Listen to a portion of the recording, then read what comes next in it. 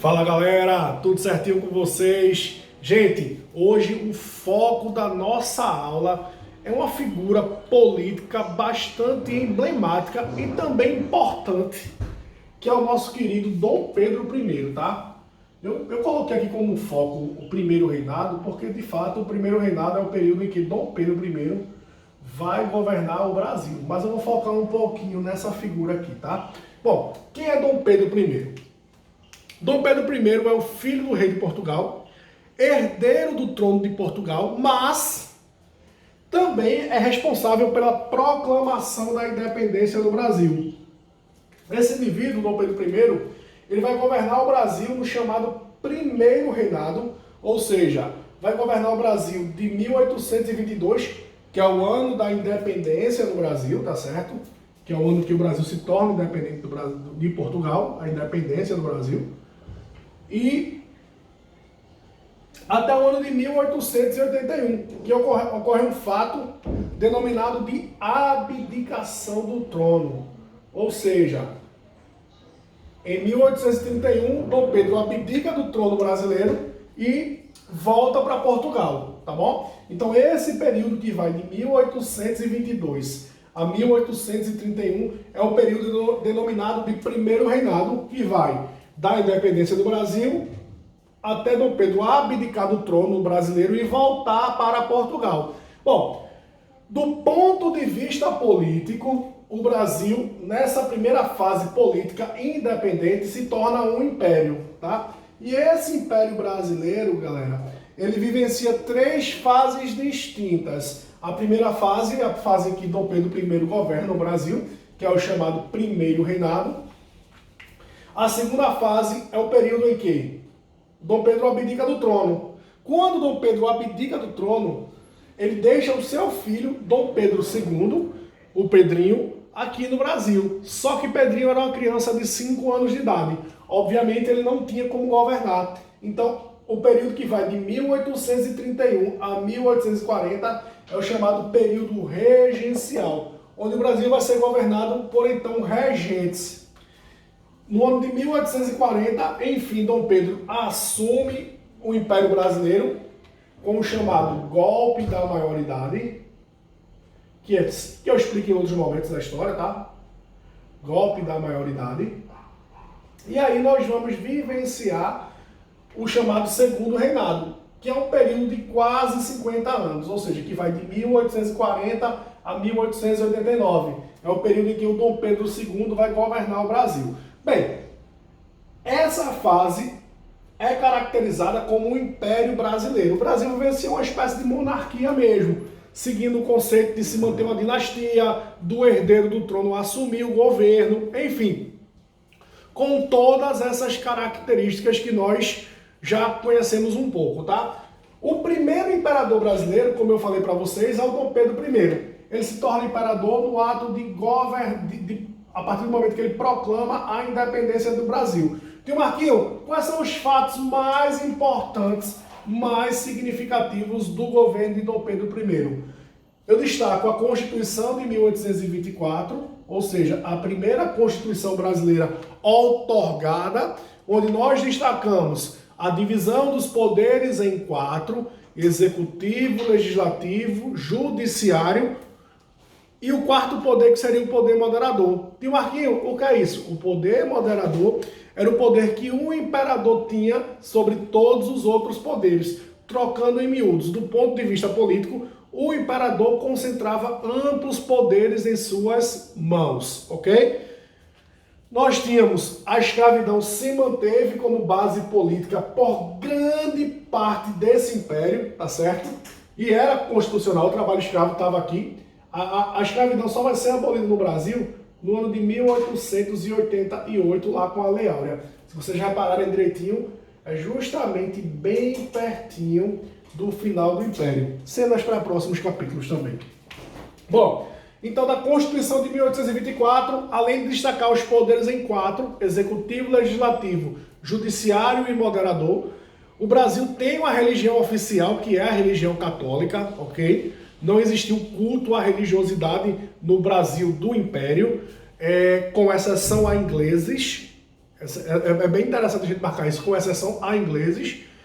E uma outra característica importante é que na Constituição brasileira, obviamente tínhamos o imperador, mas nós tínhamos eleições para prefeito, governador, senador, que era um cargo muito importante por ser vitalício. Eu sempre falo brincando que uma vez senador, para sempre senador. Era um cargo vitalício do nosso império, tá bem? Mas o critério para ser político e participar das eleições do Brasil era um critério censitário. Só podia participar das eleições do Brasil quem tivesse uma renda mínima de 100 mil contos de réis, que era muito dinheiro. Então, uma observaçãozinha aí sobre a Constituição brasileira é que nós tínhamos o voto censitário, ou seja, um voto pautado na renda. Para a maioria da população não existia um debate, uma discussão sobre política, porque o nosso voto apresentavam critérios censitários.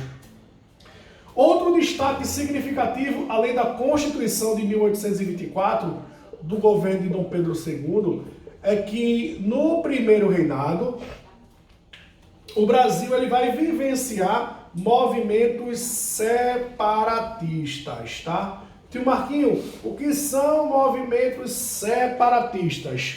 Movimentos separatistas se caracterizam por movimentos políticos onde o objetivo seria tirar um pedaço do Brasil, ou seja, uma região, um estado, uma cidade, e transformar em um novo país. E duas regiões brasileiras, o Nordeste e o Sul, criaram movimentos separatistas. No caso do Nordeste, o movimento separatista ocorreu com a chamada Confederação do Equador, ok? A chamada Confederação do Equador. E no caso do Sul, com a chamada Revolta Cisplatina. Bom, a Confederação do Equador foi um movimento de cunho separatista, ou seja, foi um movimento onde o objetivo era pegar Pernambuco, Paraíba, Rio Grande do Norte, uma parte do Ceará e transformar em um novo país. Um novo país independente do Brasil. É como se pegasse um pedaço do Nordeste e fôssemos transformar esse pedaço do Nordeste em um novo país. O grande líder da Confederação do Equador foi um integrante do clero. Isso mostra que integrantes do clero participaram desse movimento separatista, que foi o Frei Caneca, tá? Além do Frei Caneca, eu tenho integrantes da maçonaria, integrantes, alguns senhores de engenho, e esse país, idealizado pela Confederação do Equador, seria um país republicano, seria um país pautado em ideais iluministas, totalmente contrário ao poder moderador, falando em liberdade de imprensa, liberdade de expressão, mas a grande contradição da Confederação do Equador é que ela não falou em fim da escravidão, tá certo? Bem, esse movimento ele não teve êxito, ou seja, o Dom Pedro II conseguiu enviar tropas de mercenários para cá e esse movimento ele foi contido, ou seja, a Confederação do Equador não conseguiu formar um país independente do Brasil, ok? A mesma fala não cabe para a chamada Revolta Cisplatina. A Cisplatina corresponde hoje à atual região do Uruguai. E essa região foi anexada ao Brasil lá com Dom João VI. E com o início do primeiro reinado, ocorreu lá na Cisplatina um movimento separatista, onde eles queriam proclamar a independência do Uruguai, ou seja, transformá-los em um novo país.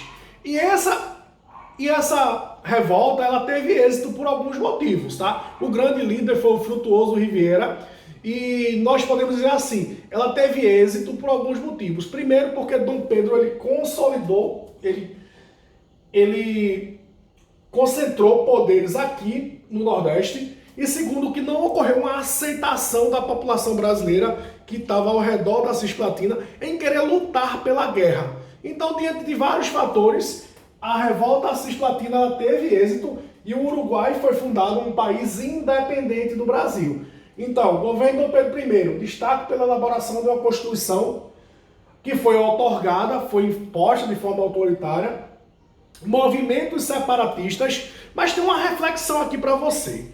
Quando a gente fala sobre o primeiro reinado, a gente fala sobre o Brasil que pertencia a Portugal e o Brasil que se tornou independente. Ou seja, esse país que se tornou independente mudou em quê para a população de maneira geral? Faz uma reflexão comigo. É um país que conseguiu manter a escravidão. A Inglaterra continuava monopolizando os seus comércios aqui. Se a gente for analisar o processo de independência do Brasil, o Brasil se torna endividado com a Inglaterra. A Igreja Católica continua monopolizando a questão religiosa com o padroado e beneplácito. O Brasil continua com a estrutura rural agrária. Enfim, de maneira geral, quando a gente para analisar o processo de independência do nosso país, nós chegamos à conclusão que, de maneira geral, ele continua da mesma forma. A maioria da população está vivendo do mesmo jeito. Enfim, a população não sentiu a mudança que é muito comum. Diante de uma estrutura política nova, existe um sentimento romantizado de que as coisas de fato irão mudar. Enfim, mas isso não aconteceu. Moral da história. Depois de alguns anos de primeiro reinado, vai existir um fim daquela popularidade ou daquele não respeito que nós tínhamos com Dom Pedro. E Dom Pedro ele vai começar a sofrer algumas críticas e alguma oposição. E alguns fatos serão marcantes em relação a isso. Um exemplo disso é a chamada Noite das Garrafadas, onde o Dom Pedro ele vai a um evento por fora desse evento as pessoas vão quebrar garrafas, ou seja, mostrando que existiam pessoas que estavam insatisfeitas com o Dom Pedro e gerando uma intriga muito grande com um jornalista chamado Líbero Badaró. Enfim, diante de todo esse contexto, Dom Pedro ele vai começar a refletir um pouco sobre sua continuidade aqui no Brasil. Por quê? Seu pai, Dom João VI, tinha morrido. E Dom Pedro, como eu tinha comentado antes a vocês, ele era herdeiro do trono lá de Portugal, ou seja, ele era o próximo rei de Portugal. Então Dom Pedro ele começou a ficar numa verdadeira sinuca de bico. Qual a reflexão dele? Bem, fico no Brasil governando ou volto para Portugal, no qual é o meu país de origem, e eu provavelmente serei o próximo, sou herdeiro de fato, né, seguindo a dinastia, o próximo rei de Portugal. Então Dom Pedro, que não era bobo nem nada, ele vai construir uma aliança, ele vai construir um acordo com os políticos brasileiros, e a construção desse acordo vai chegar do seguinte ponto.